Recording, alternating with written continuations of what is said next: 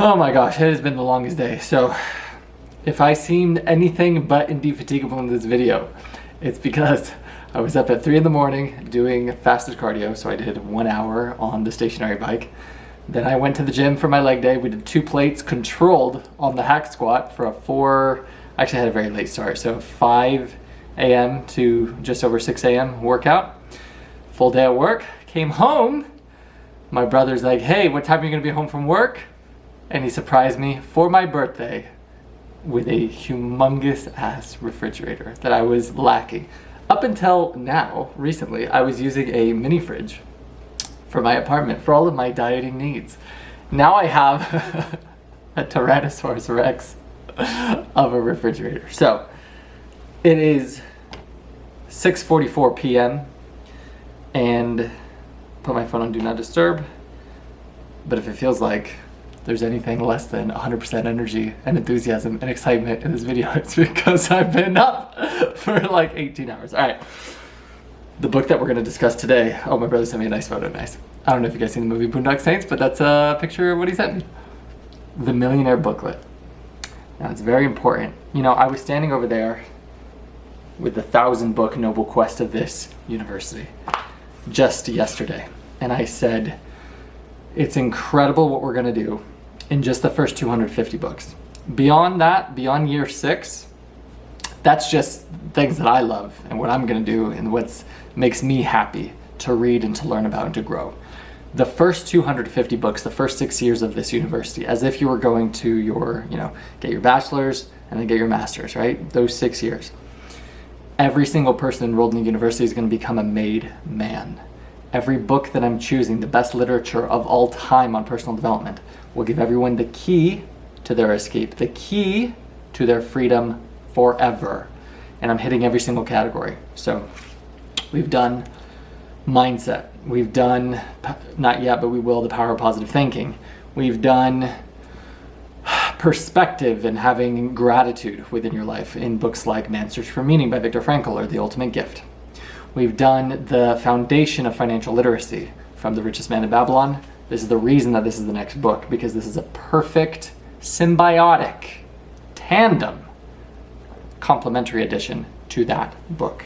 Because think about your financial literacy as our last book, book number 12 of the university, as the foundation, right? A part of all you earn is yours to keep.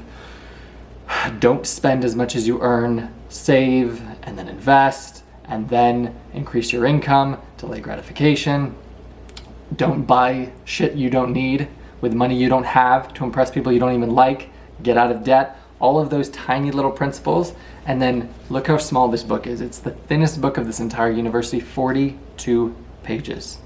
And what I loved about reading it is because I've been through, my first book on personal development was the 10X rule when I started my quest in 2021. And it's what's going to be in this university for this semester of semester 2, Become Your Villain. And Grant Cardone is the author. And it completely, him as a person completely changed my mindset on money. The first interview that I saw back when I was a young Tarek, a young professor, he said he was in a bar or something celebrating because he had just done a $400,000 year. He was so excited. And he turned to the guy next to him. He said, dude, I just did 400K. Oh my gosh. And the guy said, are you bragging or complaining? I'm confused. And I just thought, damn, it is an insane idea for perspective check to where, and then this is what the add-on that he said, how do you justify that? How do you justify that being your total worth? And then he even pushed the pain threshold. He said, how do you explain that to your family? And one topic that they discuss on before I get into the notes of this book is your wealth and your pursuit of your financial freedom and your prosperity and your abundance. It's your duty, obligation, and responsibility. That is a quote from Grant Cardone in this book. It's a quote in, I think it's either Acres of Diamonds by Russell Conwell or The Power of Positive Thinking by Norman Vincent Peale. It's actually, I think, in Man's Search for Meaning by Viktor Frankl, but it's also in the 10X rule. It is your duty, obligation, responsibility to pursue financial prosperity and abundance. Why?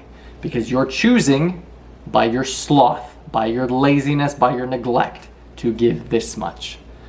a $50,000 salary, a $40,000, a $60,000, whatever.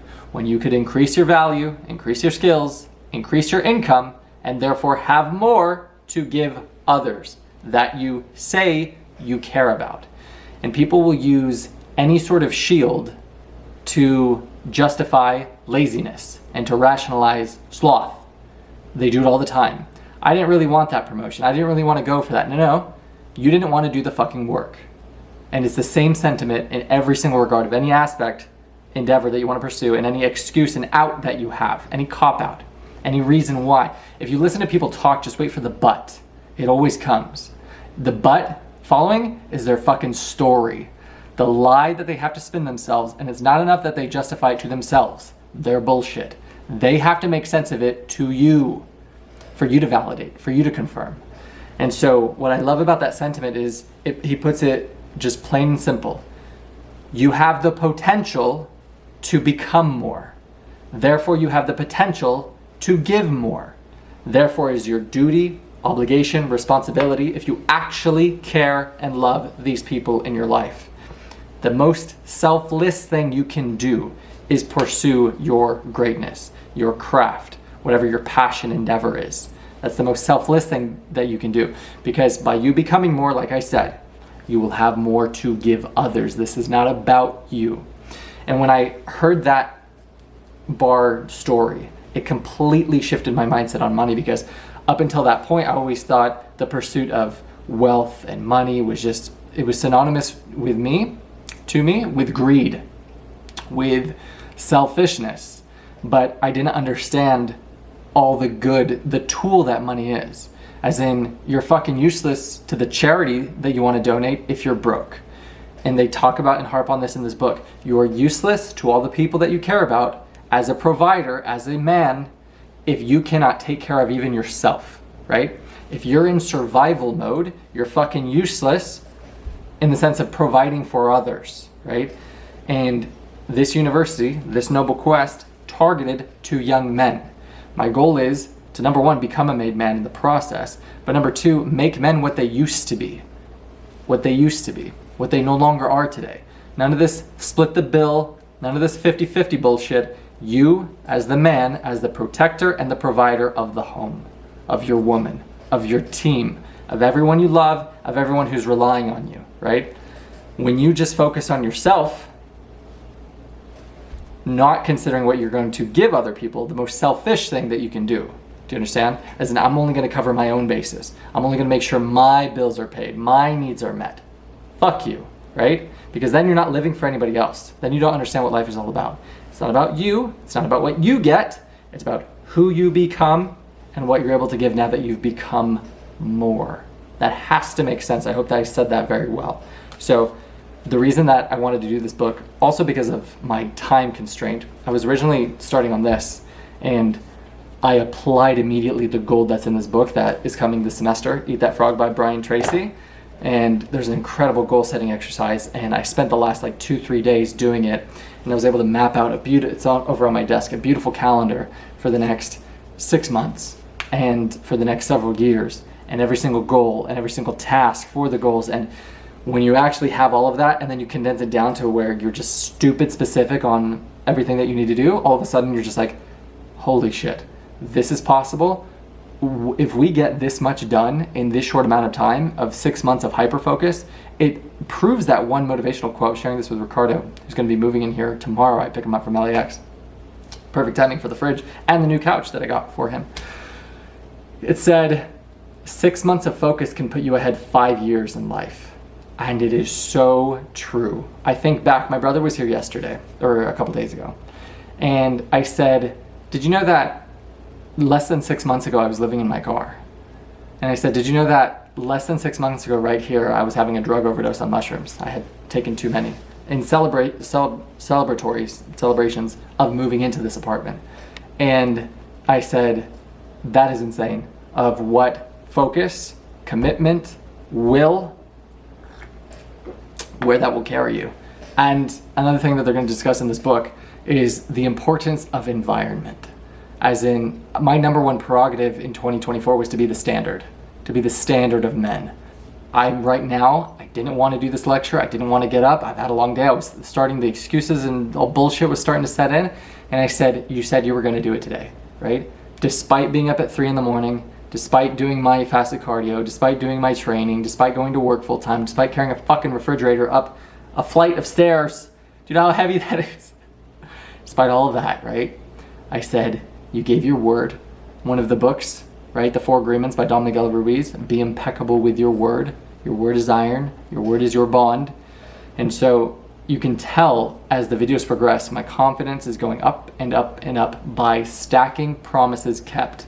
By me looking myself in the mirror and say, what I say is. If I say I'm going to do something, of course it's going to get done because I said it. That's how your confidence goes up. All it is a reflection of your self-trust system. So if you find yourself lacking confidence, there's a history, pattern of you not keeping the promises that you've made to yourself. You say you're going to get up at this time and you don't. You say you're going to go to the gym and you don't. You say you're going to do this with your diet and you don't. You say you're going to go up to that girl that you like, you find attractive, and you don't. You cower out, right? And so your self-confidence, your self-image, self-trust, self-respect, self-love go down, and simultaneously your need for validation, recognition, approval from others go up. They're directly correlated. So it's very important that, especially with the first 250 books of this noble quest of Ratlife University, with the credo, anyone can escape, right? It starts with belief and the courage to pursue. That is Ratlife. We're all gonna make it. In the first 250 books, every person is gonna become a made man or made woman, because I'm going to be putting the best literature on how to become financially free and independent and rich and become a millionaire. You're going to see me in the quest of this university become a millionaire. By time's end, a billionaire. And you're hearing it here first, which is so cool, because I've shared that word with a couple people, but it's fascinating how when you just aim high, then all of a sudden, even if you fail, where do you fail? Even if you make 1% of that, right? That's still a decamillionaire, right? Even if you fall 99% short. Do you know what I'm saying? But the problem is people set super small, super shitty, super weak goals that are not compelling, and so they have no reason to get up in the morning. But another cool thing about being impeccable with your word, when you say you're going to do something, now you have to do it. I am going to be a billionaire by the totality of this quest, which is really cool because I understand from the vision that I was given for this noble quest, this is going to change education forever. Because like I'm trying to finish the thought, the first 250 books are going to be the most game changer when it comes to any person. And my target demographic, honestly, is 12 to 17. 12-year-old to 17. Because if you're going through it like me, you're having to undo all of the garbage learning and programming and indoctrination that you went through by going the university route, right? Of getting student loan debt, of getting car financing debt, of getting credit card debt. And so you're having to undo all of that shit, right? Because you were never taught financial literacy. You were never taught not to enter the rat life trap, right? In fact, you were encouraged. And that's what society has. They want you to be a good slave, right? A good cog in the wheel, a good law-abiding citizen paying his taxes for 40 fucking years as you slave away for a job until you die.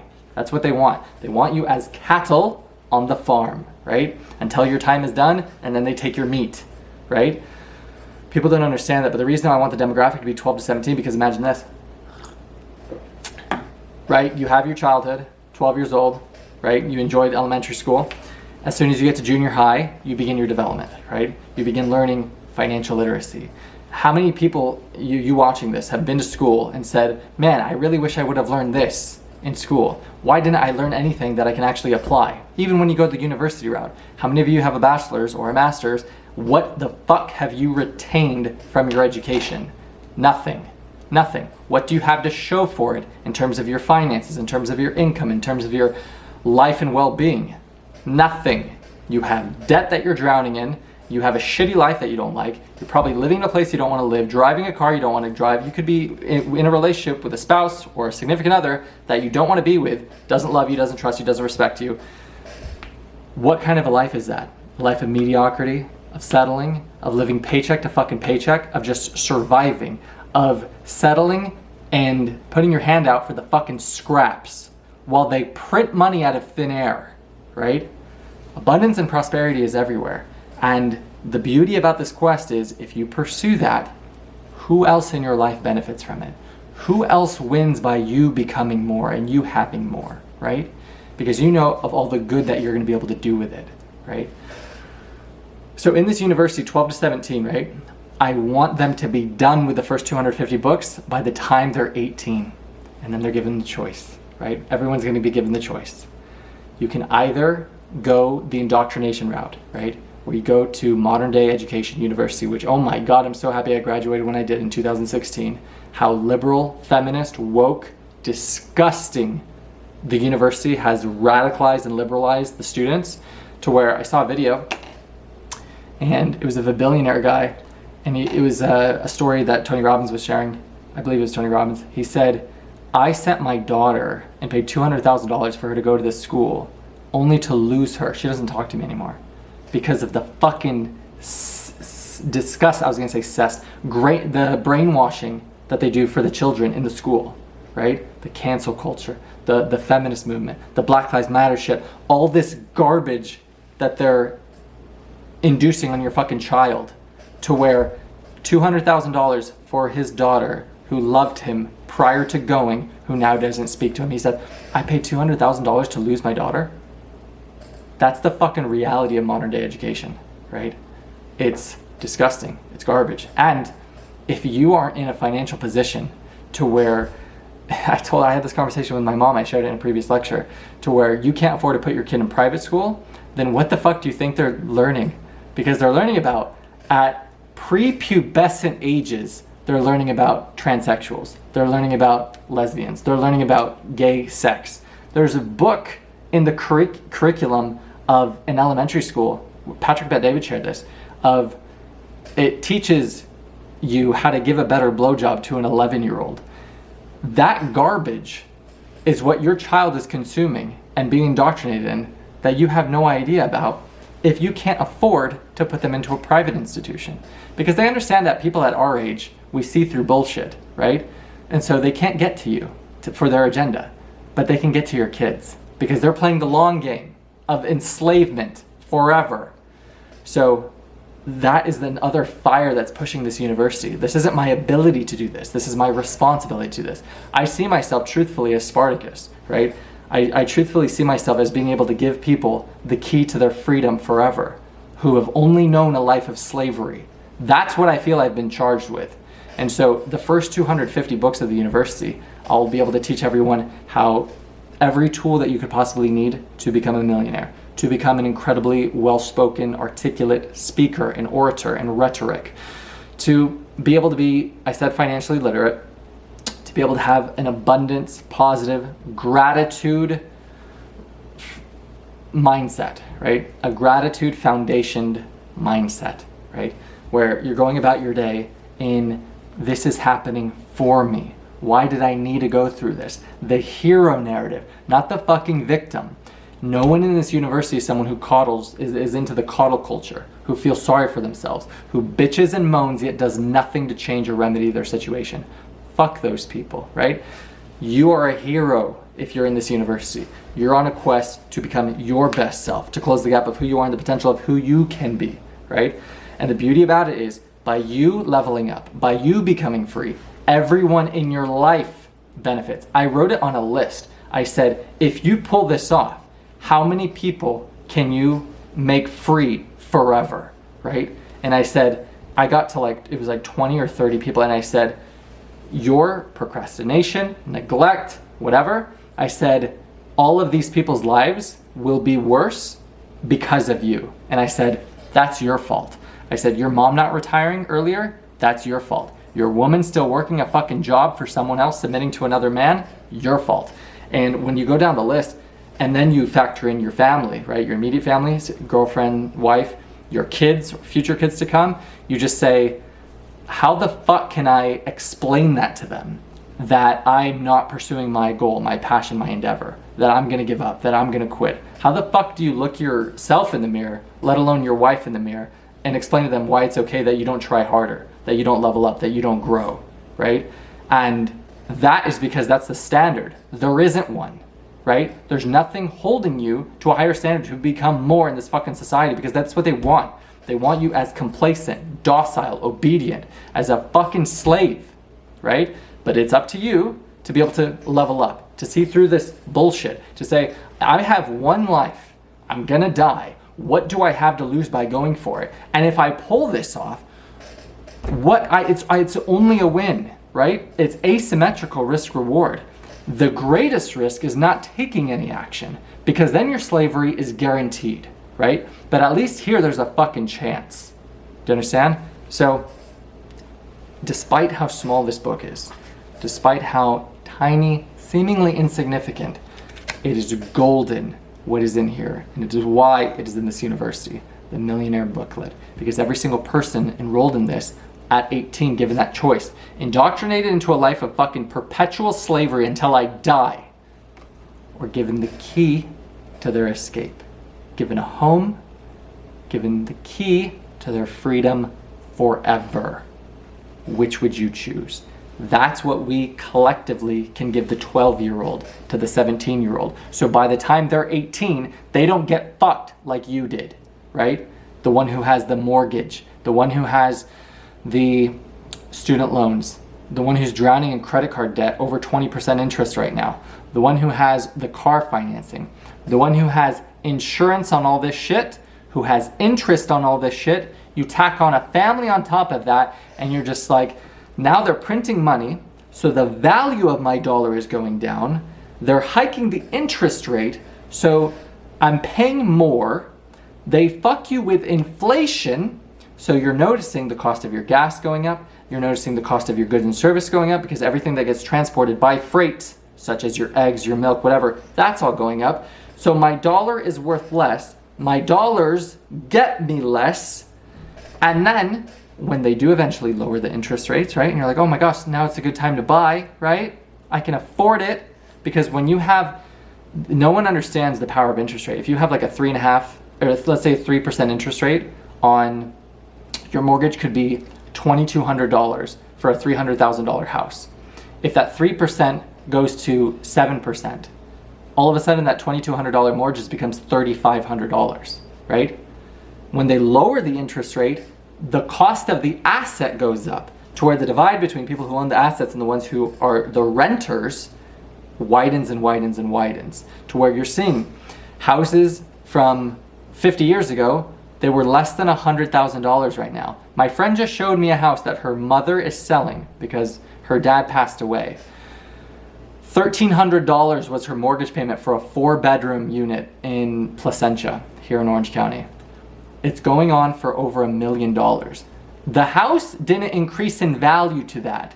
Your dollar went down. Your dollar is becoming worthless in real time, okay? So that's the beauty about giving this education to the 12, 13, 14, 15, 16, 17-year-old, those 6 years. So by the time they get into the position and they're able to learn what you were never taught. Because what a gift would it have been for you to be financially literate when you were in junior high, high school, before even going into undergrad, to where when you got presented with the concept of taking out loans to get an education, to graduate with no job, to go back to living at home. Does any of this sound familiar to you or to someone you know? With no job, and now $40,000 if not more in student loan debt, to get an entry-level job afterwards with no means to pay it back. Then you get a job, now you need a car, right? Then you need a credit card, you need some clothes, you need some food, you need an apartment, you need a place to live. And then all of a sudden you have all of these bills, and you have all of this debt, and you realize the American dream of owning your own home, of you being in a fixed place, in a single home, without any sort of revenue income from that. You're not renting it out. It's not a multifamily unit that you did an FHA that you leveraged. You're paying to be a slave for 30 years to pay your taxes, to pay your property tax, your homeowner's insurance, the PMI on it, like a good, docile, obedient slave until you die. We can give that key, freedom, awakening, mindset, perspective, lens to the kid so they don't have to endure slavery, right? It's my quest to free the enslaved right now, to wake up their minds. But what a better gift for them never to be enslaved at all. So, with that, we will begin. Okay, here we go. You thought I wasn't going to be passionate in this lecture. Whenever I talk about Ratlife and what this means to me. Nothing fires me up more, because the passion comes from a sense of enragement by the ludicrousy, by how bullshit it is, of what a scam it is, the scam the entire system is. When you realize money's not real and you're emotionally detached from it, then you realize the entire system is a scam. The entire system is a scam, right? And you realize that if you're not awake, you're a slave. And if you're reliant on the government, you're a slave. And if you're not financially free, then you can't speak the fucking truth, because they will threaten you with your livelihood, aka your job, just over broke.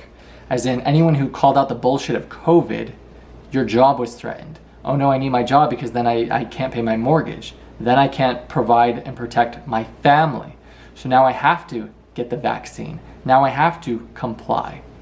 But if you are in a position where you can say, go fuck yourself, based on principle, based on the idea that when they were manipulating you with your God-given unalienable rights, that amongst which are life, liberty, and the pursuit of happiness, and they said, let me dangle this carrot that if you just comply, we'll give you your freedom to travel back.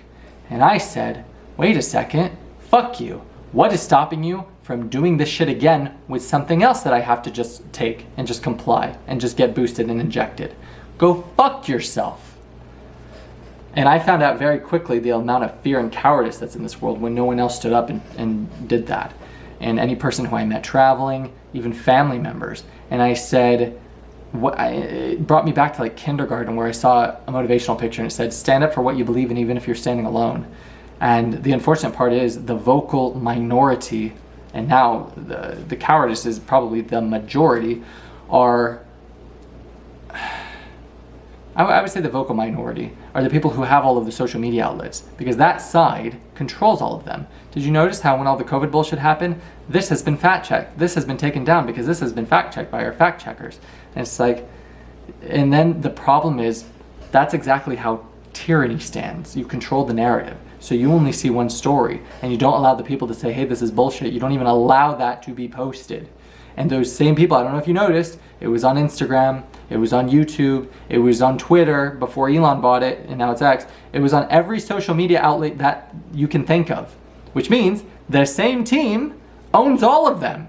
So the information that you're getting, especially if you're watching the fucking news, it's programmed, it's purposeful. It's how can we manipulate them on a long-term scale. Let's distract them. Let's get them divided, right? White versus black, Democrat versus Republican, man versus woman. Let's fucking separate everyone and divide everyone and say, you have to be my enemy because of all of this bullshit manipulation, right? Distracting you from how badly they're fucking you. Fuck, man. Welcome to book number 13 of Ratlife University. I'm not going to quiet down. I'm not going to shy away from the truth. That is the importance and severity of you pursuing your financial freedom. Because if you do not find a way to be free, you won't be able to speak the fucking truth in your life. And if I'm going to die, the only person I fear is God. So anyone who tells me, you can't say this, you have to comply with this, they can go fuck themselves, because I don't have fear of losing a job. I don't have fear of getting told, no, you can't do this. Because every system, every rule, they're just made up by these motherfuckers trying to control and manipulate your life and the one that you have, right? Don't be a sheep. Don't be a slave, right? Wake up. Here we go. The book starts. I'm actually in a very good mood, guys. I don't want you to conflate that.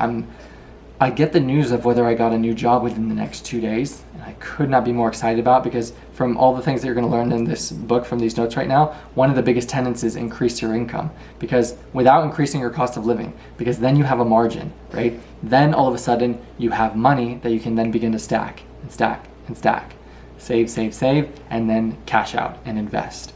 And then you just rinse, repeat, and that is exactly how you build wealth. They say the exact same thing in The Richest Man in Babylon. It just be true when the numbers are small. But the challenge is that a lot of these books don't touch about is it's so much harder when you're combating debt and interest, right? Because it takes forever to climb out of that fucking hole if you can only pay just above or just the minimum payment, right? Because you're also combating the interest that it's accruing. So you'll notice you're paying hundreds, if not thousands, more than the actual total amount that you're indebted into because of those interest charges. So it's taking you way longer to get it out. So something like a 20,000 student loan or a 40,000 student loan, you're just like, why is this taking years to pay off? Or when you have a car payment like I do that has a really high interest because I had shitty credit but I needed to get a car for work. And because of the journey and the trajectory that I'm on, I was like, that's weird. I paid $300 for it, but the balance only went down $150. It's just being thrown in the trash. And so to pay, a 15 grand note or something, you're going to be paying in the totality of it $30,000, right? That is, the numbers are very, very small, but it keeps you as a slave having to work for necessity for years, if not decades, if not your entire life. So the very first thing that you should have a high degree of urgency about is getting the fuck out of debt. Because so long as you have debt, you are a slave. All right, with that we can begin. But the last thing that I'll say is that what I'm really excited about from, like I said, 12 to 17 is giving them every single tool that they need to be given a home, to be given the key to their escape, and to be given the key to their freedom forever. To become a made man, made woman in every category of your life, as in to learn how to become an incredible speaker, to learn how to start your own business, to learn how to do sales, negotiation, persuasion, how to have an abundance mindset, how I could just read off any of these books. This is going to be in the next semester. The Magic of Thinking Big, How to Think Bigger, Rich Dad Poor Dad. It's going to teach you everything you need to know about what the Ratlife is, if I haven't explained it already. The Psychology of Money, How to Win Friends and Influence People by Dale Carnegie. The Compound Effect, because they never teach you anything like compound interest and compound growth and how that works.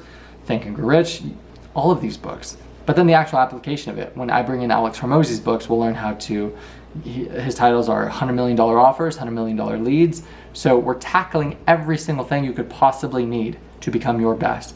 I also come in with my 11 years of expertise within fitness, right? And so I'll be able to give you guys all the tools to get into the best physical shape of your life. So now you're going to be in the best financial shape of your life, the best physical shape of your life. Your confidence is going to be here. Your actions conditions your emotions. So your mental and emotional health will go to here. And typically you stack all those tiers. Success is something you attract by becoming an attractive person. You'll find, not coincidentally, that your relational category will go up. And those are the most important things that people always stress about, is their health, their wealth and finances, and their relationship status or health and happiness and prosperity. We can give all of these things to the 12 to 17-year-old to where they have every tool you can possibly imagine to be equipped with by 18, right? When they're given the choice, right? And then for you watching this who are over 18, you'll be able to escape your rat life, right? And then you'll be able to give that gift of prosperity, abundance, finances, stress relief, freedom of your time, everything you can think of and dream of to all of the people that you love the most. To begin. Recurring theme from the richest man in Babylon. Very few people, this quote from the book, even know how to get money.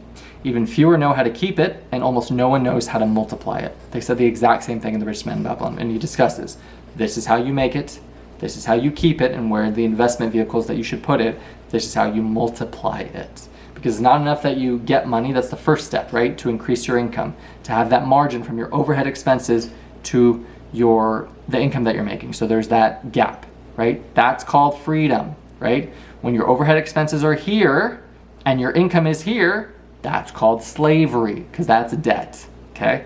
We want our overhead expenses as low as possible, and we want to do whatever it takes to increase our income so that we have this margin that we can stack and save, stack and save, stack and save. That's the start, right? To get money, to keep it, and then to multiply it. He said in The Richest Man in Babylon, your gold slaves need to go to work to create copper slaves. And then by reinvesting the earnings, your copper slaves need to make you even more baby slaves. Your gold needs to make you more copper slaves.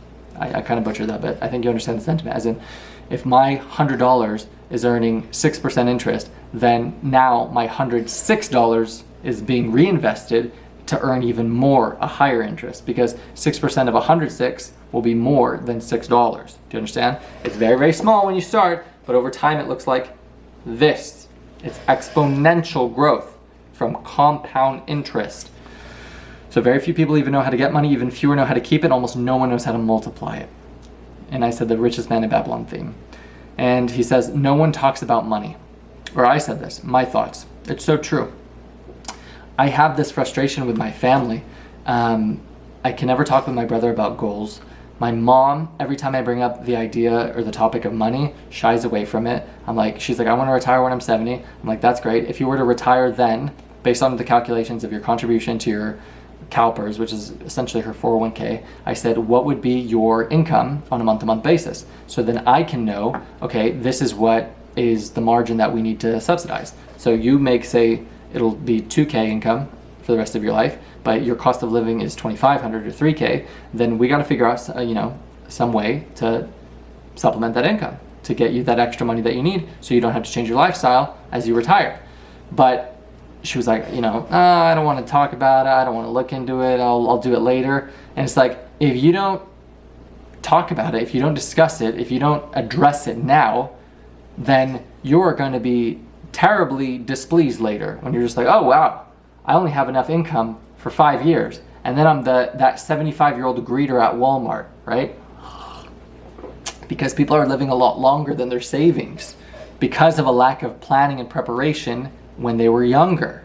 And so that's always been a frustration with me, is that money is such a taboo topic. But it's like, you cannot improve what you don't measure, what you don't discuss. So if all you're talking about is gossip, the news, celebrities, and all this bullshit, that is what grows. Where focus goes, energy flows.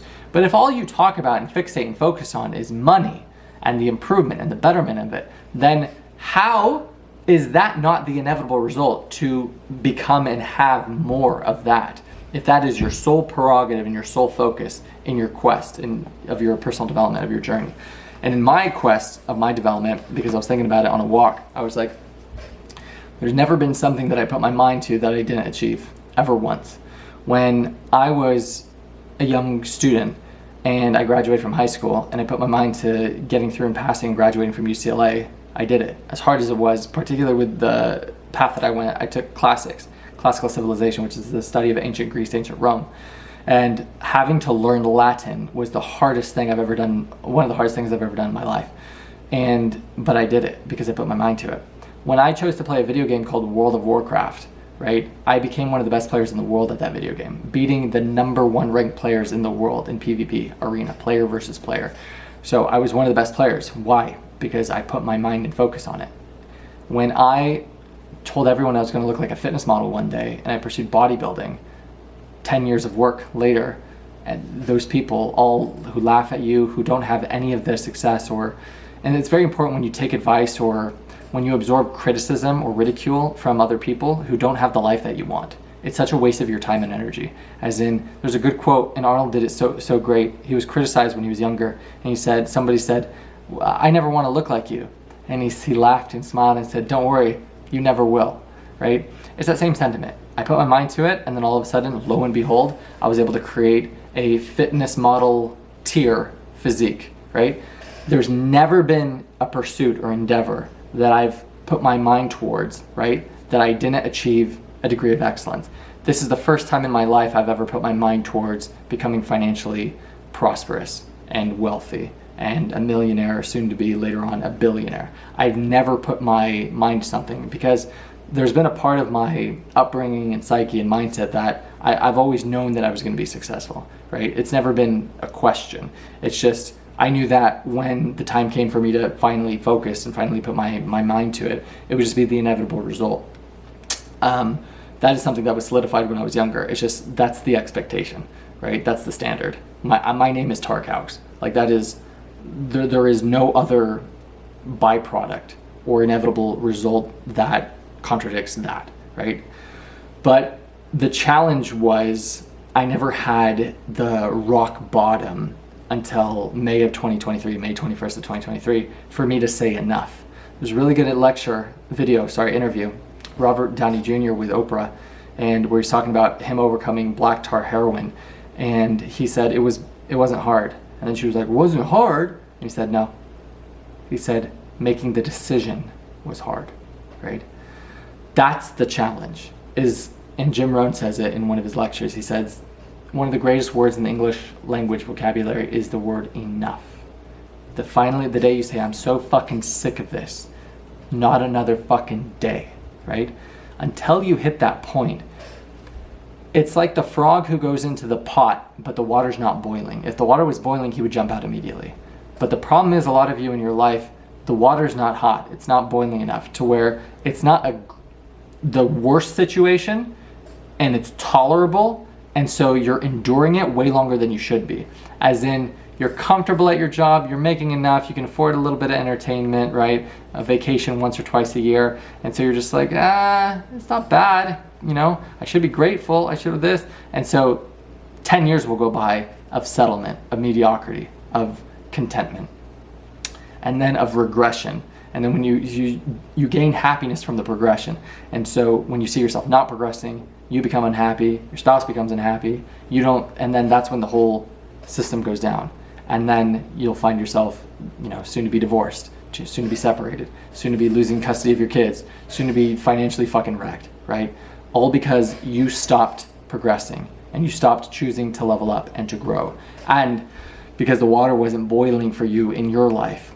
Take it in a relationship. If you've been through abuse of any kind, verbal, emotional, physical, sexual, and that's what you've endured in your past, and you're with a new relationship who they do some bullshit, some gaslighting, some manipulation, maybe they hit you, but it's not as bad as it was. I've endured worse. So by contrast, in this perspective, it could be worse. And so what do? Because it's not terrible, because they're not beating the fuck out of you to a pulp, you're choosing to stay in the relationship way longer than you should be. Out of what? Fear. Fear. Because if it was truly worse, that's when you would say, enough. But you're so fucking content, you're so comfortable, it's a learned state of helplessness to where I would encourage anybody that think of any endeavor that I'm sparking, right? Because I'm sure you're reflecting on this within your own life. What area of my life have I found myself a little too comfortable in, right? And I say this to coworkers at work. When you get a little too confident in your position, when you're walking with your head a little too tall, it means you're not challenging yourself anymore.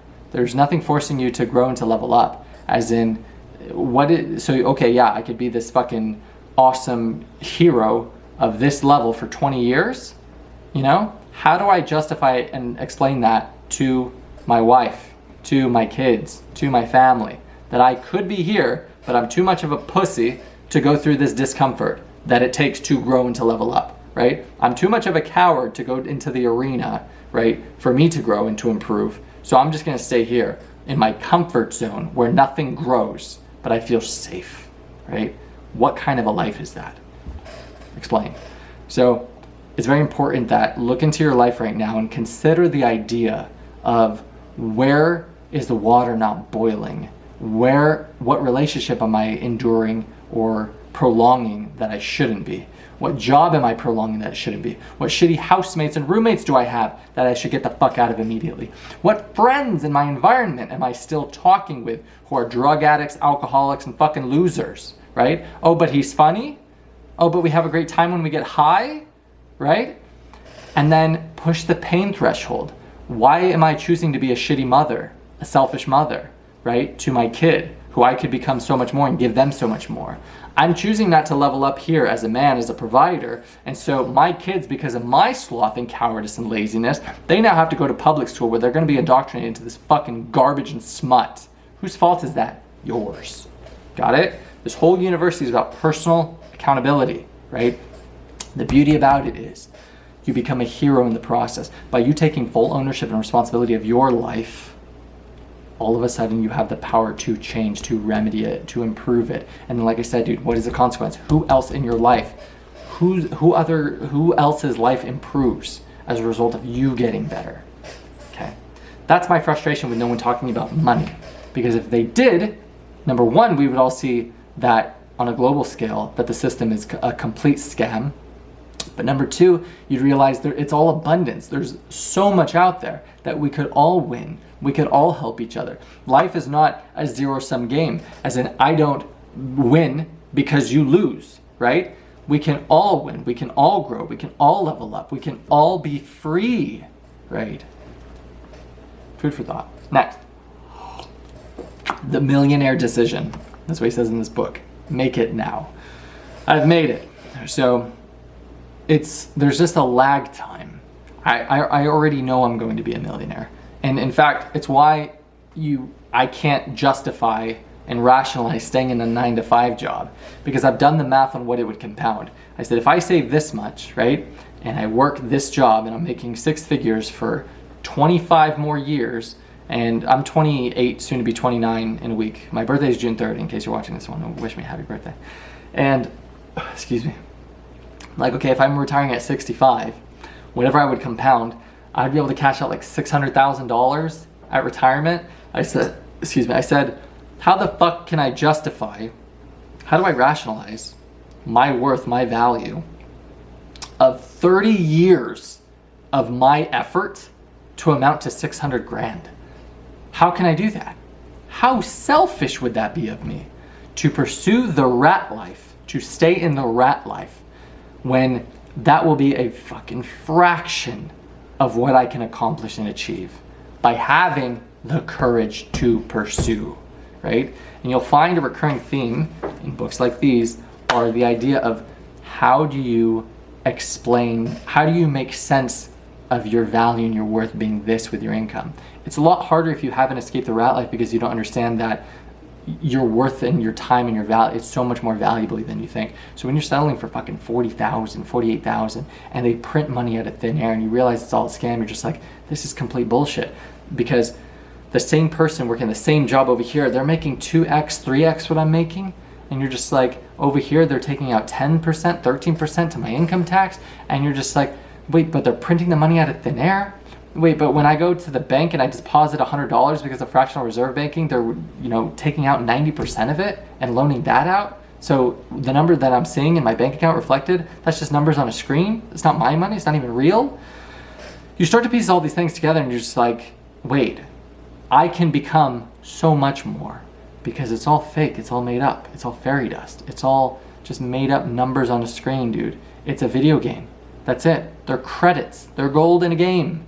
Numbers on a fucking screen. Do you even use cash predominantly? Probably not. You probably use your debit card or your credit card, right? Numbers on a screen. It's not real. So that's the millionaire decision. Make it now. And a quote by Jim Rohn: set a goal to become a millionaire, not for the $1 million, for what it will make of you to achieve it. That's the important part. Not what you get, who you need to become in order to achieve the goal, and then what you're able to give others now that you've become more. I heard someone outside. I'm not going to lower my voice. You only get criticized or laughed at by people who haven't achieved what you want. It's so true. You'll never be criticized by somebody on the path who's working hard, who's attained your goal, because they know how hard it is. They're so encouraging and they're so supportive. I've never met a guy, I'll put an asterisk in that. The vast majority of guys who I've met who are so big and strong and built, who have done the work for 10, 20, 30 fucking years, they're the most kind and the most humble and the most considerate and grateful, because they know how hard the path is. And so when you say this is going to be my goal, they're just like, yeah, of course you can do it. Of course you can. And they're so encouraging. They're so supportive. Big Jimmy comes to my mind. Awesome guy who he trains at the Irvine gym, not to give his location away, at the Irvine 24, but just dude walks around at 315 pounds like a tank. And I remember the first time I went up to him and I just said, and I was just smiling ear to ear. I was like, I've seen you in a couple gyms before at the 19th Street at the Costa Mesa Anton one, and I was just like, you're just so fucking big. I said it, in a nicer way, but I was just like, it is so evident how hard you work, and you always train like a savage in the gym. He was doing like bent over rows on the Smith machine with like 4 plates, and you're just like, It was so awesome. And so I just paid credit where it's due. And the dude just melted. He's a teddy bear. And you're just like, that's when I say you only get criticized or laughed at by people who haven't achieved what you want. People who are a millionaire, who are a billionaire, and you say that's what you're going to be, they're just like, of course you can do it. It just takes what? Belief, courage to pursue, time, discipline, until. But we'll get into that. If you say you want to have your dream physique to someone who has done it, they'll tell you, of course it's possible, of course you can do it. And this is my notes. When I was 18 and I told everyone I would look like a fitness model one day, they all laughed at me. None of them were in shape. Coincidence. I believe it's the same way with money. I've never not achieved something that I put my mind to. I've never put my mind to leveling up financially. The title of this semester is Become Your Villain. My villain is a billionaire. It's very true. And I said May 27th, 2024. Is that today? I wanted to film this the 27th. Today's the 29th. So May 29th, 2024. You've heard it here first. Tarek Houks is going to be a billionaire. Nice. The middle class is for those who, this is a quote from the book, an amazing quote. The middle class is for those who settle for just enough rather than striving for prosperity. The middle class life is a compromise, and it's selfish. When you compromise your finances, you become unable to help others because you are struggling to simply take care of yourself. How fucking true is that? And his idea of making sense of your situation. And I put the emojis of a rat, a cheese, and a mouse trap. And it says, how do you do that? How do you make sense of that? How do you make sense of 40 grand a year? And for him, talking to his millionaire, billionaire friends, how do you make sense of 400 grand?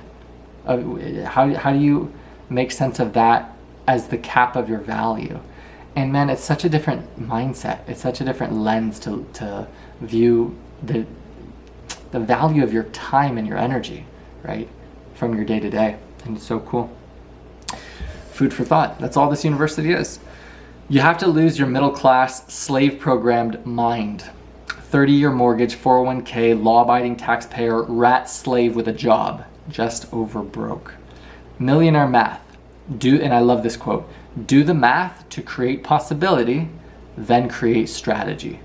So good, because all of a sudden it becomes possible. When you just do the math of, I'm gonna make $1 million no matter what. If I make 50 grand a year, in 20 years I'll have made $1 million. If I make 6 figures, in 10 years I'll have made $1 million. If I sell a $100 product to 10,000 people, I'll have made $1 million. When you do all of the ways and you list them out, which is gonna be one of the homework assignments, which is right here, this is your homework assignment, write out 20 ways in which you can make your desired financial goal. So if your goal is to make 100K, then that's your target. Write out 20, there's a homework assignment for this lecture, book number 13 of Ratlife University, The Millionaire Booklet by Grant Cardone. Write out 20 ways in which you can make your desired financial goal. For example, 50K for 20 years, sell a $100 product to 10,000 people, etc. Those are ways to become a millionaire. And I said, but be specific, right? Which product? Is it a t-shirt? What would be your margin? As in, what's the cost of the unit? What would you sell it for? What is your profit? How many would you actually have to sell?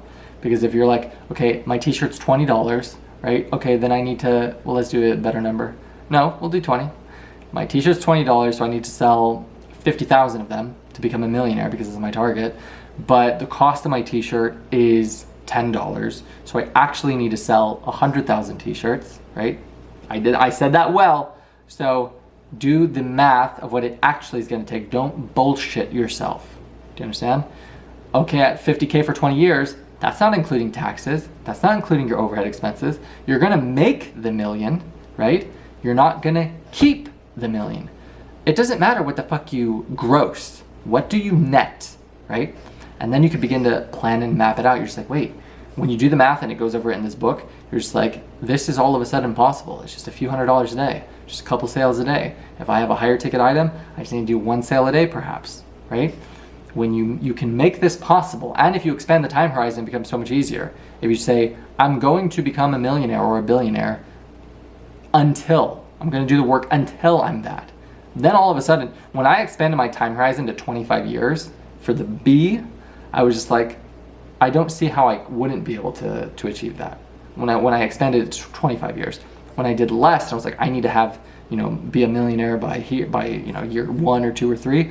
Then there's stress and anxiety and just like all this, and you're just like, if I just focus on doing the doing and being consistent and constantly working to, Kobe Bryant said this, to do the best I can for this day, one day at a time.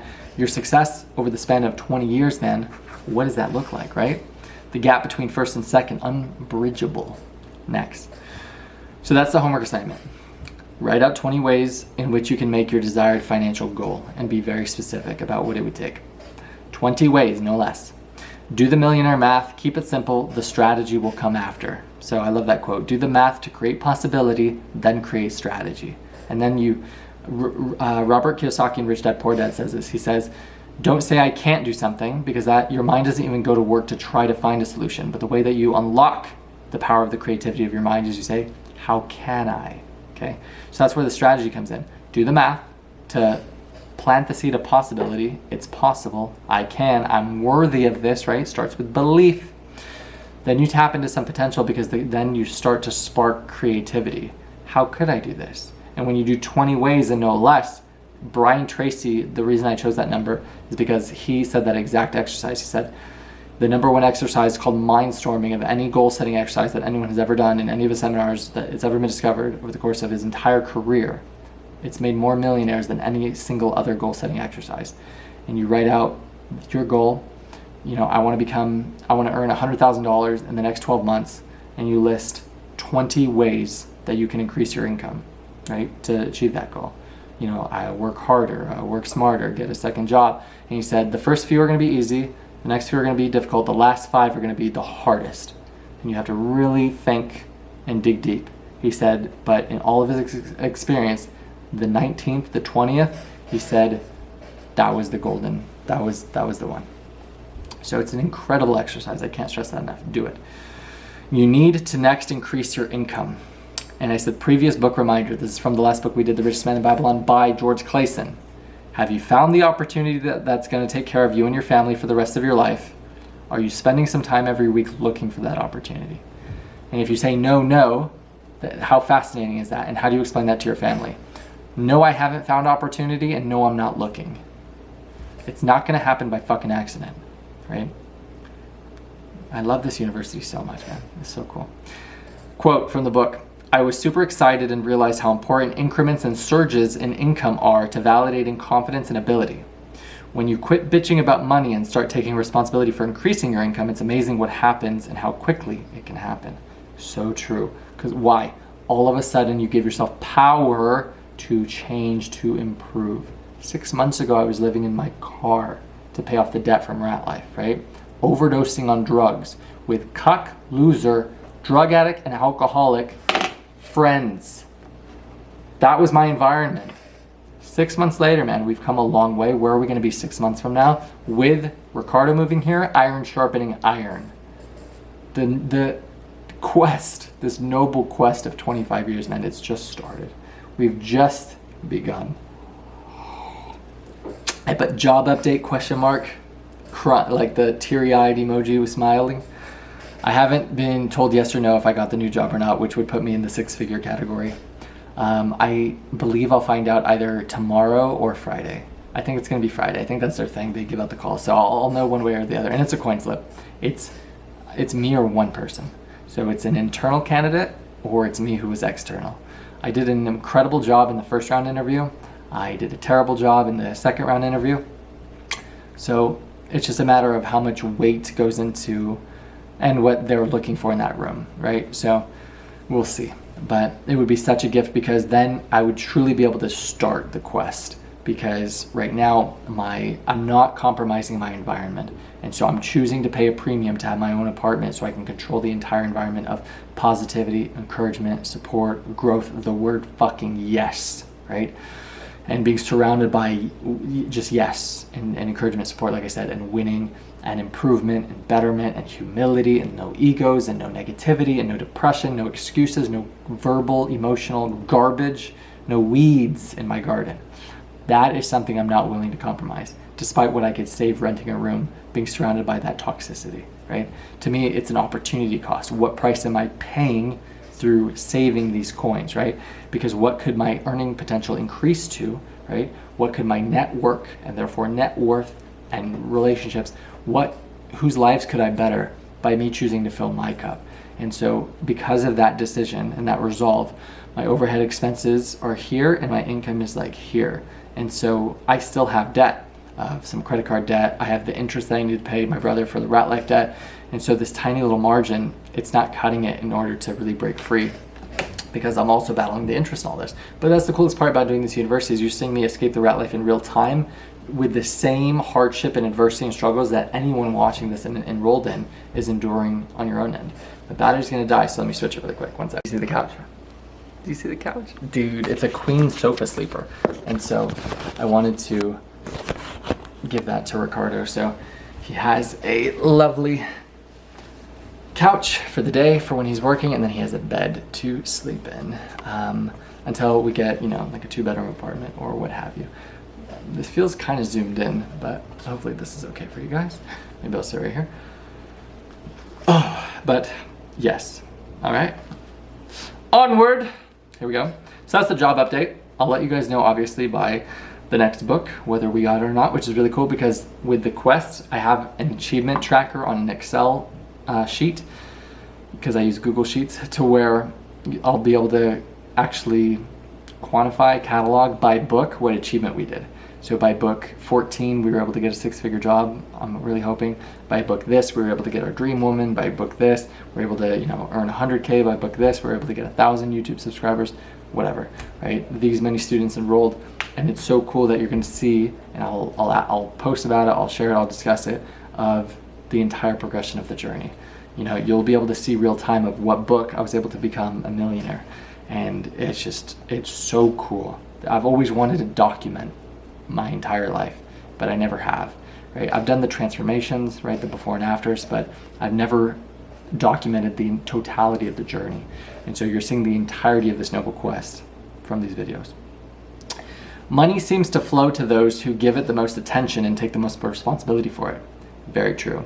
And I've said success in being intentional. You can't improve something that you don't measure or discuss or talk about, right? Quote from the book: a family once asked me to coach them on their business, and due to financial troubles they were having, I proposed they start selling some of their personal property. The husband said, "These ideas seem so beneath us." I reminded him, "What's beneath you is living paycheck to paycheck and never having prosperity." So fucking true. And I put the 100 emoji. Next. Oh, I put this as a quote tying into that, because that's ego. It's ego and a lack of humility. People thinking they're too good to lower themselves, right? They deem themselves too good for this. I'm above this action. Power is a quote from, I shared this in a prior lecture. It's a quote from Ragnar Lothbrok from the meditation exercise video that I listened to help me sleep. And this is the intro to that video. He says this quote: "Power is only given to those who are willing to lower themselves to pick it up." And I said, you aren't entitled to shit. And then this is from the book: the broke bitch and moan while the rich take responsibility. How true is that? The broke bitch and moan while the rich take responsibility. I'm gonna pause this because I want it to be straight. I don't like it. Okay, I don't know if I made it better or worse, but you get what you get. So, and I like that we're more zoomed in now. I don't think I had it zoomed to my liking before. So remember to reiterate: the broke bitch and moan while the rich take responsibility for it. There's victims and there's heroes. There's the feeling sorry for myself rhetoric and narrative, and there's people who say, I'm gonna take ownership, I'm gonna take responsibility. This was all my fault. Now all of a sudden I have the power to change. Next, my lips are dry, that's why you see me keep licking them. Okay, whoops. When you, quote, "Now once you increase your income, then keep doing the math and keep increasing your income in increments until you can start increasing in surges. The surges will happen when you increase your skills and start making investments. The surges expand your potential and confidence in your abilities. Your confidence will soar." And I put a quote from Greg Plitt. He said, when you do that, when you go to the gym and you give it your all, you come out with this natural high. You're just like, you know, I just overcame that. I just persevered. What else am I capable of? What am I holding my back from? I don't need to. What else can I overcome? What am I afraid of, man? What do I have to lose by going for it? And when you have that newfound confidence, right, from the results that you get, from the action that you're taking, from the potential that you're tapping into, from your belief, and you do that cycle over and over and over, that is how you make it. That's how you escape. That's how you get freedom for It's a success cycle that I'll discuss in this lecture. We're almost done. Not really. Getting incremental income growth is vital to your surges. No one ever gets rich without increasing income first. The creation of wealth, especially early on, it's not about saving or investing, it's about increasing your income flows. Dave Ramsey said, the most powerful wealth building tool you have is your primary source of income. And so that should be your first focus. How do I increase my income?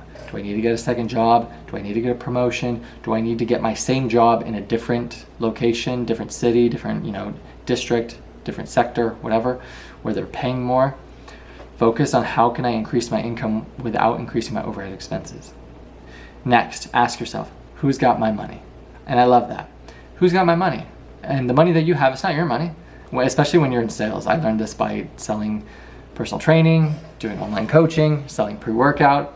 It's just other people's money. Your wealth and your success is just other people's money. Who's got my money? It's a good mindset to have and lens to have when you pursue a sale. Only spend your time and energy serving those who need what you have or who are interested in buying or investing in your ideas. And I underlined this. Only spend your time. Oh no, I underlined that, and I put this as my note. Get the weeds and looky-loos out of your garden as quickly as possible. We're not going to have this in the university because I didn't consider it a very good book. But in The Wolf of Wall Street by Jordan Belfort, he discusses that in his straight line sales system, to where the first thing that you have to do with prospecting is get the looky-loos out of your funnel.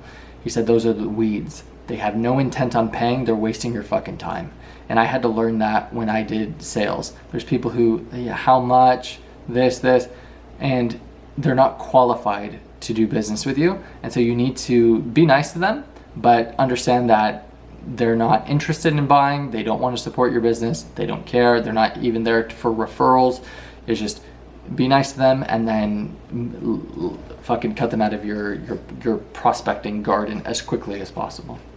Only spend your time and energy serving those who need what you have or who are interested in buying or investing into your ideas. The rest are just weeds, man. They're just in the way. They're just wasting your time. If you spend all of your time with people who can't pay, you will end up being someone who can't pay. What a quote that was, because that's exactly who I spent my time with in 2022 and 2023. Was the broke, was the alcoholics, was the drug addicts, was those people who were, quote, my friends, right? And what was the result? I was somebody who couldn't pay because you are who you surround yourself with. You are the sum of the 5 people you spend the most time with. So if you're spending time with fucking losers, who do you think you're going to become? Okay.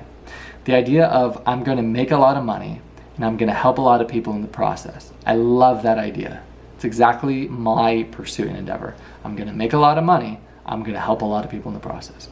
Understanding how useless I am to everyone I want to help and take care of if I can't even take care of myself.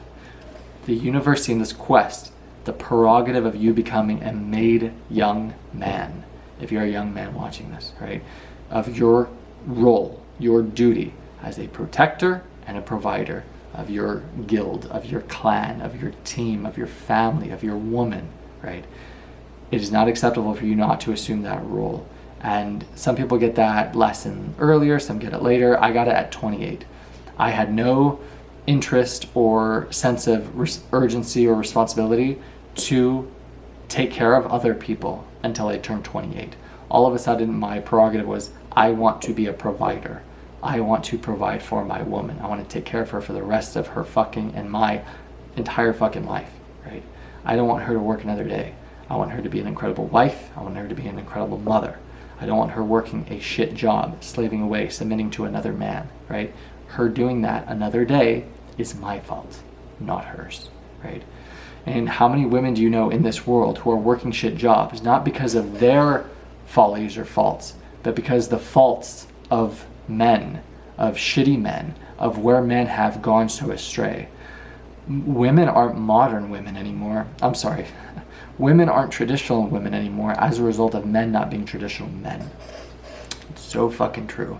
Because if there were more traditional men, the women that you see today, these modern women, these woke, left, feminist, radical, hateful people, the good men wouldn't tolerate their behavior. But because these cucks who just want to get fucking laid tolerate their garbage, it perpetuates. because these fucking hermits and losers are the ones paying for their OnlyFans accounts. So this smut and degeneracy and garbage still persists today.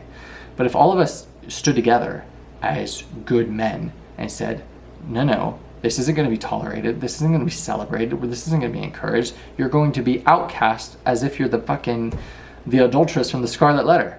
And if that was the case, then women would very quickly revert to being those same incredible traditional women of times past, of your parents, of your mother, of your grandmother, right?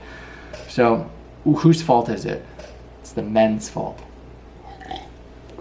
I don't blame women for being modern women, because the way you condition behavior is by what you tolerate. So if you say, I'm going to reward this behavior with attention, with validation, with my money, why would they stop, right? Why would they stop being these, I don't want to use the word sluts and whores, but open up Instagram and tell me what you see. Go to the mall or the beach and see how the 12-year-old dresses. And you're just like, in what world would my sisters have been allowed to dress like that going out of the house? And so the standard is just gone. And what is that a result of? A lack of male leadership. Because if they had good fathers, they would be good women and daughters. So whose fault is it? The men's fault. The men's fault. That's who this university is for, young men, to make them what they used to be, who take pride in their appearance, in their work ethic, in their word, right? All of these old, lost, timeless tenets will be solidified, recurring. The soliloquy of this university, of Ratlife University, by your professor, Tariq Haux. Next. If you spend all of your time with people who can't pay, you will end up being someone who can't pay. The idea of, I'm going to make a lot of money, we said this, the pursuit of your financial prosperity is your responsibility, duty, obligation, because you are a very selfless person. Again, it's your financial prosperity is your only prerogative and responsibility, duty, obligation, because you are selfless, because you are not selfish. Because if you were selfish, you would not focus on improving, on bettering yourself, on growing, on giving more. You would choose to level the fuck up, because you know that if I become here, I have so much more to give the people I say I love. Got it. And I said, contentment is selfish, choosing to not improve, to not become more, and therefore not be able to give more to others who you otherwise could give more to. Absolutely selfish. I said, this idea transformed my mindset around money, and I owe that to Grant Cardone. I love how in the last page, I'll read it, he said this, and I said, I'm going to. I said, I will, and I wrote my name next to it. It's on page 42, I got one more. He said, remember to keep the Millionaire booklet in your possession until you reach your first million. And when you do, make me the first person you contact. And I said, I will. So cool. He was the first person I read on my book of personal development, my books of personal development, in, I believe it was November of 2021. That's when I made the decision. Or no, I think it was November of 2020, because I traveled at 2021, so I had already started my quest. Yeah, October, November of 2020. And so it's taken me a few years to go through a lot of failure and hardship and adversity and letdown and heartbreak and all this, to now be in a position to where I have so much of the tree that I can now put all the ornaments on. But it's like, if you just do the reading and you don't actually apply anything that you've learned, you don't actually step into the arena, then it's just words. But and I'll get into exactly what I mean by that in a quote that's coming up. But let's move on. So ask yourself, who's got my money? And keep asking until you have answers. Once you commit to this concept fully, the money will flow like magic. And I truthfully believe that. Who's got my money? And then you'll find yourself creative by developing the possibility, create the possibility, and then create the strategy. Got it? The issue with identity, when you say, I'm an introvert, I'm not a salesman, I'm not qualified, etc. That was my biggest frustration. I'll get to that in a second. Ask yourself, do you believe in your product or service? Do you believe this is the best thing for someone? That your product or service can greatly impact another person's life for the better? Then it is your responsibility to insist. And the quote, I'm not a salesman. I hated that. So my brother would say that when we were doing Ratlife, Newly Branded Escape, the pre-workout. He's like, I'm not a salesman. And I said, I'm not a fucking salesman. But I know this is the best pre-workout for someone. We took out all of the filler garbage. We max dosed everything that belongs there. A person taking this, it's the exact ingredients that gives them the absolute best workout, the best strength, the best performance, the best recovery, and therefore the best results in terms of their progression, the most amount of muscle tissue that they can elicit from their training. This is the best thing for them. It's our duty, obligation, responsibility to insist on that. Now, I fucked up in the sense of not having that confidence to push that, but the urgency and the necessity of me needing the sales to pay my bills from doing entrepreneurship full time, that was the catalyst for me to push that envelope. But he didn't have that. But because of that lens of not being me as a leader at the time, an underdeveloped leader of the organization, of not, articulating that if you know this is your product or service could help somebody and it's the best thing for them, and you're not pushing that, then that's selfish on your part. Because think about it, let me simplify it. If you know, right, you believe in your product, and you know this is the best thing for someone, their life could be so much better and everyone around them, their lives can improve because of it, how fucking selfish is it of you to not insist, to not encourage, to not push, right? Out of fear of rejection or of, tension within the relationship. And it's like, no. If my fucking person that I love is in a burning building and I have a fire extinguisher, what piece of shit am I to not give that to them? That is the level of lens that you should have and degree of belief and conviction within your product or service, right? And you're going to need that when you do sales and do entrepreneurship, is that resolve that I could really help some people, and I'm going to help some people, and a lot of people. So I'm not a salesman, but I know this university can give anyone the key to their escape, a home, and freedom forever. So therefore, it's my responsibility to insist of your enrollment. And I put, by the way, and I love this quote so much, and I believe it wholeheartedly within this university, God doesn't call the qualified, he qualifies the called. Love it. And I said, give for free, become known, establish credibility, develop your network, develop your brand, build your portfolio of testimonials. Make a list of who is qualified and make them known, make yourself known to them. But it's the importance of giving for free. Most people are like, oh, I need to charge this. No. Give, especially like say you start personal training, you start online coaching. Train people for free, because then you get your testimonials. You can build your portfolio that you can then market and brand and upsell. People undervalue what you'll get by just giving. God told me once, this isn't from my notes, this is a real story. When I was having my heart palpitations, I heard a voice with crystal clarity say, give and it shall be given unto you. Imagine that. Imagine you're dreaming, and then at one of the climactic peaks of your heart seizing up in your chest, that single sentence is told to you. And I can't describe the voice that it was said. It wasn't in my words. It wasn't in like this, Zeus, or, sounding bravado. I heard those words as clear as day. Given it shall be given unto you. Insane. And then there was a person who I thought of that I needed to let go of. And then there was a job that I applied for that I actually got rejected from. It was one of the two that I was applying for. And so I'm very curious in this if I'm going to get the other job because I gave to the other one that I never would have applied for because that same district rejected me. And so I had that ego that you reject me, I'm not going to apply for you again. But what if the application for that other one was what having the options is what gave me the confidence to kill it in the first interview, and the reflections and comments and feedback from the people of the first panel is what makes the superintendent choose me as the candidate. Given it shall be given unto you. What if I never would have got this new job that I might get, I'll know within the next couple days, had I not applied for the other one that I had the ego of, right? That you rejected me, so I'm not going to try again. And fair enough, they rejected me a second time, right?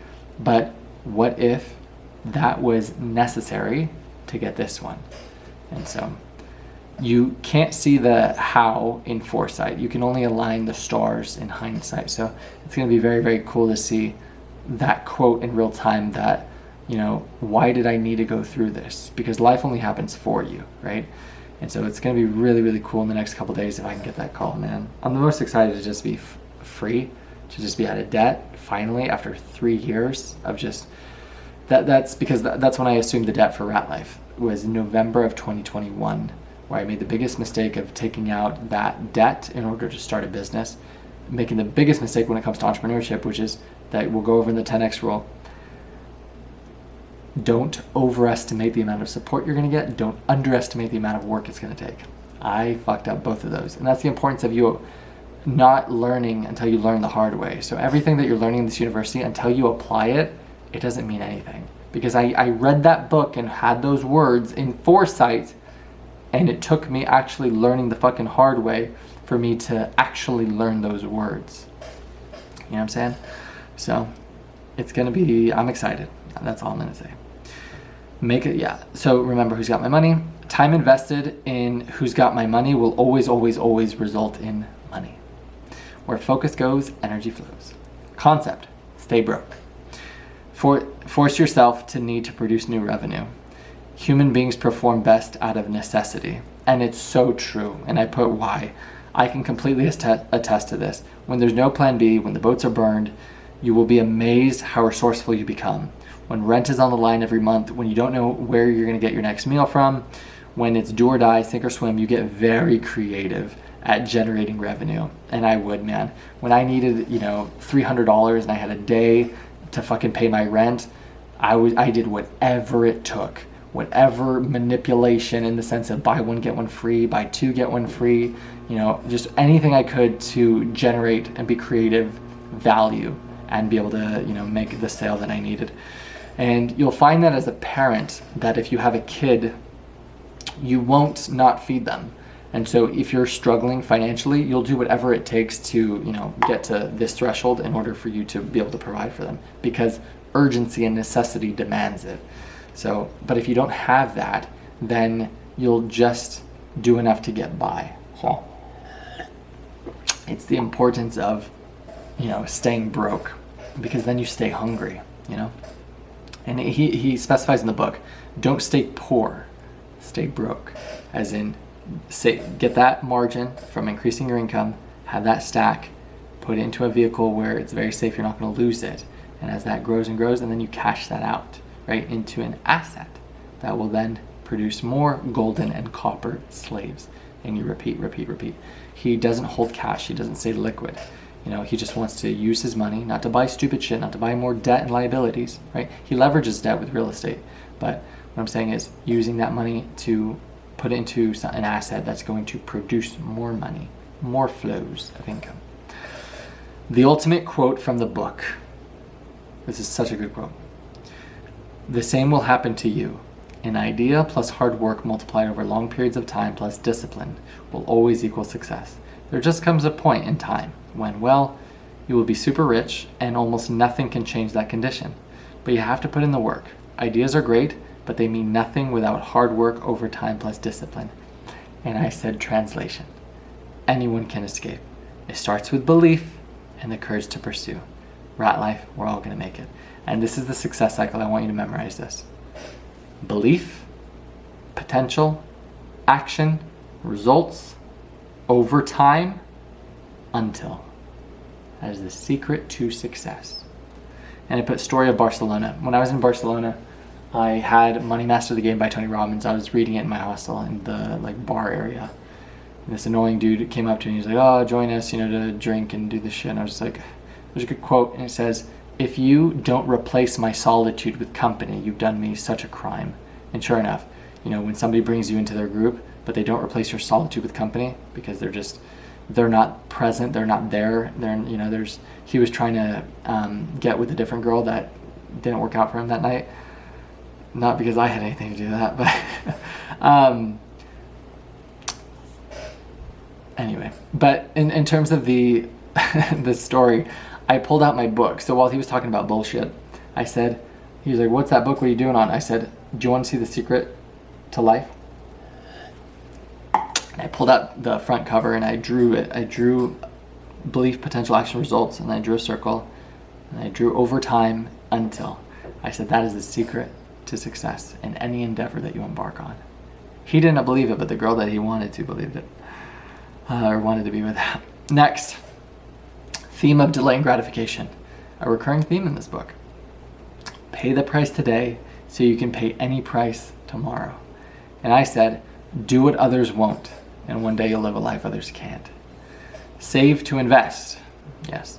The truth is, it took years of discipline, knowledge, and courage to be in a position to seize the opportunity. He said, that's luck. Such a good quote. And I put common theme of the courage to pursue, recurring theme from the richest man in Babylon, all the stories of men whose inaction and cowardice forfeited their freedom and prosperity. Very, very true. So, it's not, the quote is this: luck is when preparation meets opportunity. So when people say you got lucky, no. It was years of discipline, consistency, focus, delayed gratification to be in a position, and then that with my confidence, all of my preparation, and the courage to go for it, to go all in, to bet big. That is what elicited the success and growth that you see.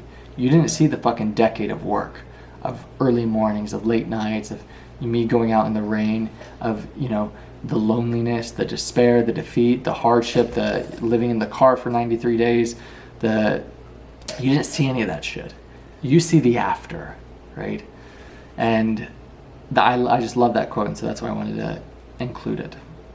Because nobody recognizes, everybody wants the quick fix, the get rich quick, the 6-pack abs in fucking 30 minutes, but nobody wants to do the work. Everybody wants to replicate the end result, but nobody wants to replicate the work that it took to elicit and yield the end result. Next, you have to go for it on offense in the arena to ever hope of achieving victory. And I put a butterfly emoji because it reminded me of a woman who I'm trying to attract into my beautiful garden. So cool. You have to have the courage to pursue. And it could be pursuing your endeavor, not pursuing a person. So you get everything that you want simply by you staying focused on your path. Or I could be wrong, who knows. On multiple flows of income. When creating your second flow of income, make sure to closely connect something parallel or symbiotic to your current flow and never abandon your first flow. When putting energy into the growth of one, feeds the growth of the other. Very, very true. And I learned this with this university, as in, we're going to have our university, we're going to have our student store, we're going to have all of these other things that are just very, like he says, symbiotic, but they all feed into the other. As in, the lectures that I'm doing over time when we're partnered on YouTube, that'll generate ad revenue, and then there's one stream of income. And then what I'm doing with my 9-to-5 job in education, right? Everything that I'm learning from there feeds into this university. Everything that I'm doing complements each other. So, to recap, increase your income, then add to your income by a second symbiotic flow, expanding on that thing you are already doing, bank all of the additional money so that one day you can make investments. And I said that's my exact plan. 9 to 5, my new job, within education, not increasing my cost of living, building this university, which will eventually monetize, saving and investing the surplus after debt is paid in full, the cash out investments leveraged with courage and confidence and discipline to seize an opportunity that will produce more flows while never taking attention off the earlier ones. Hyper-focus and repeat. I hope you're getting your value from watching this lecture, and I love that this is our second or third, if you include The Greatest Salesman in the World, book on finances and financial literacy and how you can pursue your financial independence, freedom, prosperity, abundance forever. Nice. The success cycle. As I started having success using, this is a quote from the book, using my new knowledge, I immediately experienced a renewed sense of confidence and belief in myself. For the first time in my life, I felt really, really good about myself. I started feeling confident with my abilities and became even more committed to success. And I said, that's exactly the success cycle. And that's why I love this book, because even though it's so small, that's the gold in it. I said, but people, they won't be able to sift through that unless you're looking through the gold in the books, and you're not just reading for the porn of just, consuming personal development, but you're just like, where's the golden nuggets in it? You'll miss things like that. But your professor, noble in his endeavors and his quest and his effort, extracts the gold like the miner that he is in the 1800s, going to California way, right? Trying to give you guys the gold for the gold rush. And he'll give you that quote, which is the embodiment, the epitome of the success cycle. As I started having success using my new knowledge, I immediately experienced a renewed sense of confidence and belief in myself. For the first time in my life, I felt really, really good about myself. I felt really, really good. I started feeling confident with my abilities and became even more committed to success. This is the success cycle, and this is your second homework assignment, right? First homework assignment was write 20 ways in which you can achieve your financial goal. How can I earn $100,000 in 12 months, right? As an example. You write 20 ways in which you can do that. Homework assignment 1. Number 2, memorize the success cycle. Belief, potential, action, results, over time, until. That's exactly what that quote translates to. Belief. As I started having success in my new knowledge, I immediately experienced a renewed sense of confidence and belief in myself. What does that mean? As I started having success, as I saw results, it renewed my belief. I was then able to tap into more potential, right? For the first time in my life, I felt really, really good about myself. Your belief goes up, your self-confidence, self-image goes up. Now I'm able to tap into more potential. That's already been there. I started feeling confident in my abilities and became even more committed to success. I became even more committed to take action, which then did what? Got me better results, which then did what? Re-solidified my belief, which then did what? Made me feel more confident, and then I tapped into more of my potential, right? I became more committed to my success. So then I took even more action, I got even better results, and I did that over time until he's a billionaire now. Grant Cardone. I think he has over $4 billion in assets under management within his real estate portfolio. That is the quote, that is the gold. If you could take away anything from this lecture, that one quote, and you apply it in any endeavor you embark on. You start a physical transformation. I'm gonna get into great shape, even if it's a lie and you don't believe it. You'll tap into enough potential to take some action, maybe go to the gym twice a week. You'll get some results. You'll see results in the mirror over time, and you're like, maybe I'm going in the right direction. You tap in a little more potential, now you take a little more action. Maybe I'll go to the gym 4 days a week. You do the cycle again. Now, I'm seeing some results. Now I'm gonna take even more action. Let me look into dieting, okay? Now I'm counting my calories, counting my macros, right? Getting my protein in. Now I'm doing my training 4 or 5 days a week. Now I'm doing cardio on top of this. Now I'm doing structured programming and training, right? Progressive overload. Now I'm actually cutting alcohol out of my life. Now I'm tapping into getting more sleep, getting more rest and recovery. I'm training smarter as well as harder, and I'm doing all these things. Now I'm getting massive results, massive belief in self-confidence, self-trust, keeping the promises I make to myself, believing yourself worthy of the attainment of this goal, to have more potential, take more action, get even better results over time until what? You get your dream physique, right? Until you make it. It applies to anything. That is the gold from this book, is the success cycle. So that's your homework. And then I want you to memorize the Ratlife credo. That's your second homework assignment. Anyone can escape. It starts with belief and the courage to pursue. Ratlife, we're all gonna make it. Notice how that exact credo is the success cycle. It starts with belief and the courage to pursue. The courage to pursue is action, right? If you have belief and if you believe in action, you'll get results and you'll tap into more of your potential. And if you just do that over time, even if it's a lie, the second the lie is believed, that's when it takes root, that's when it's real, that's when you are. What do I mean?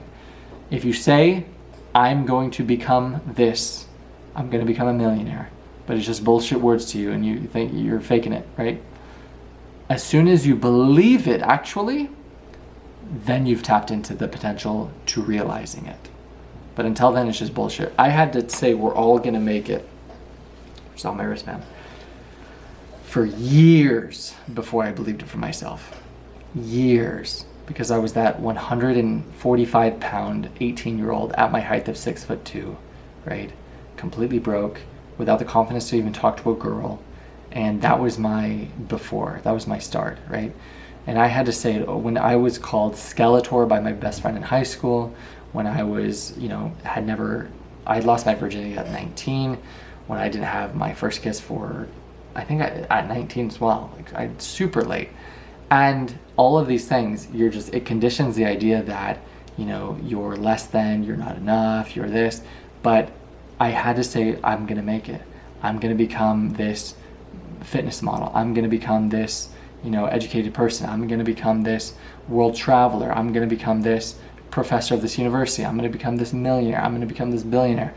It's just something you have to reiterate and repeat to yourself over and over and over until you believe it for yourself. And then as you think, book 1 of The University by James Allen. So you are. Do you get it? That's the importance of your homework assignment.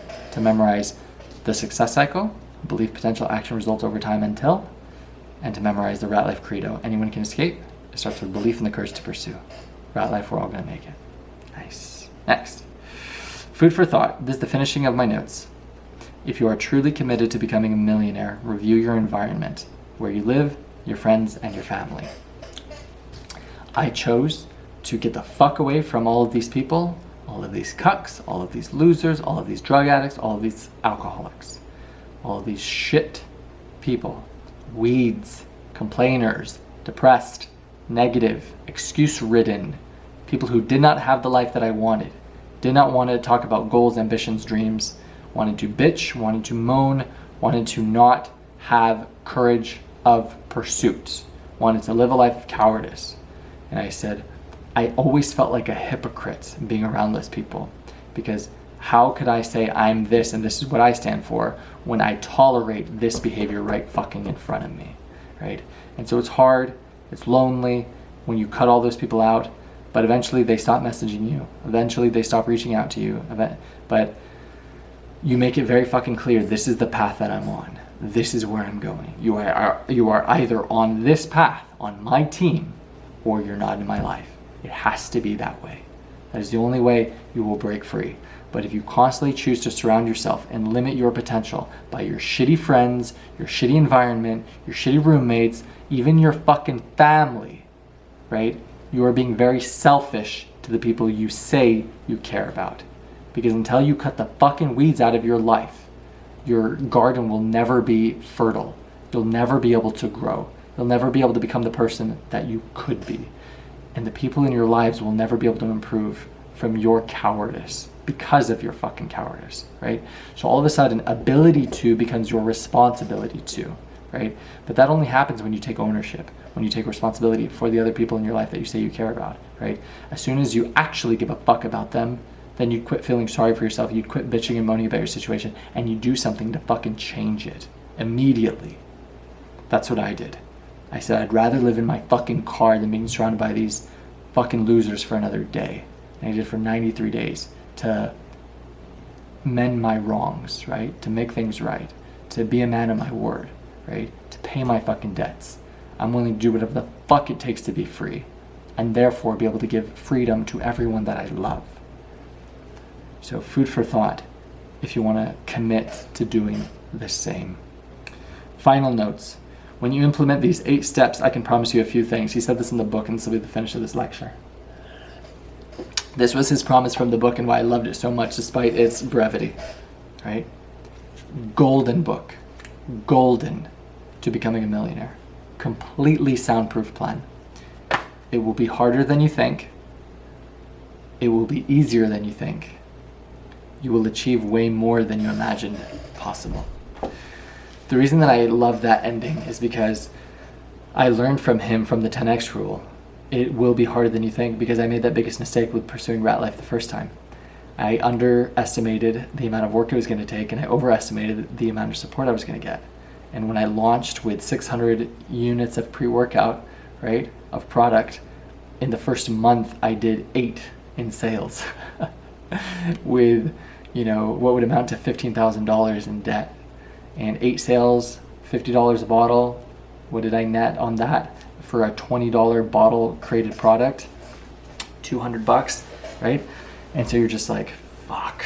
And it was 13 to, it was probably more than that. It was 2 years of that, of just trying to scrape and claw and, you know, do whatever it took and, you know, deflate the quality of the product and really degrade it because you're just trying to make a sale, and it feels like you're asking for a fucking handout because you have an incredible high quality product, and, you know, people perceive the value of $50 as a lot of money. And so it's just, I hated it so much, and I made those huge mistakes because you only learn things the hard way, right? So it's going to be a lot harder than you think when you pursue entrepreneurship. But he said that second part, it's going to be a lot easier than you think. And Patrick Bet-David said that when you're on your pursuit of becoming a millionaire. He said, and Andrew Tate said the same thing in his pursuit of becoming a millionaire. And they all say the same thing, that yeah, it's hard, but it wasn't 100% hard. It's like 85, 86%. They all say the exact same thing. It's hard as fuck, but then once you gain momentum, once you're on your way and then you inevitably achieve it, it could have been harder, right? But it's hard enough to weed out everybody else, right? To weed out, I love his analogy, Andrew Tate's analogy of you're on a highway to success, right? And it's just one path, but there's exits all along to Loserville, as in you could quit anytime, but it's a finite distance from here to the finish line. But everyone fucking quits. Everyone gives up because they don't expand the time horizon. They don't follow that success cycle. I thought about this the other day. I think I was on a walk. I said, I truthfully believe that the one guarantee you have in life is success. I said, all you have to do is not stop playing the game. And I said, if you just don't stop playing the game, you win. It's just a matter of time. It's not if, it's when. Because of the success cycle. Belief, potential, action, results. And if you just do that and do that consistently with discipline over time, it's inevitable that you'll be successful in your endeavor. If your one prerogative is to get into shape and you do every single thing that you can over and over and over and over again, it's inevitable that you'll win if you just keep playing the game. If you just don't take the fucking exits to loser town and to failure town and to be a fucking critic and a spectator of life. But if you just stay in the arena, which takes what? Courage, right? I just thought that was awesome. So with that, book number 13 of Ratlife University. I hope you were able to forgive the bags under my eyes, but it's been a long day. I was up at 3 in the morning. It is 8:27 p.m. and I don't have training tomorrow, and I have to pick up Ricardo from LAX. So I think I'm going to give myself the gift of sleeping in tonight. Nah, we'll wake up at 3 a.m. Fuck that. Let's stay consistent with it. So I'm gonna set my alarm for 3. Not gonna negotiate with myself, and we're just gonna keep going, man. The title of this semester was to become your villain, right? I want you to iterate now, reflect. Are you doing just that, right? Excuse me, from one of the earlier lectures. Who is your villain? Who is the person you want to be, right? And your villain is you at your capped potential, right? Your villain is the person who never hits snooze on their alarm, who always goes up to the girl that they like, who always does what they say they were going to do, who's impeccable with their word, who shows up fucking correct, who takes pride in his appearance, who's very generous, who lives in a state of abundance, who never shortcuts, who never uses the word TIRED, who never says good enough, who earns this much, who drives this car, who has these kind of friends, who has all of these people who love him. That's who your villain could be. It's who you could be, right? That was the theme of this university, of this semester, is become your villain. And I love how I'm documenting all of this as I'm progressing, because in a couple days, I could be able to announce that I was able to get that 6-figure job. I was in a couple weeks, whatever, or longer. I could be able to say, I became this man. Now I'm worthy of this woman, right? The one who I want to take care of for the rest of my life. It's so cool how through your quest within the progression and development of this university, you will be able to catalog your progression and your achievements book to book. So you'll be like, dude, by book 13, I was able to earn this much more.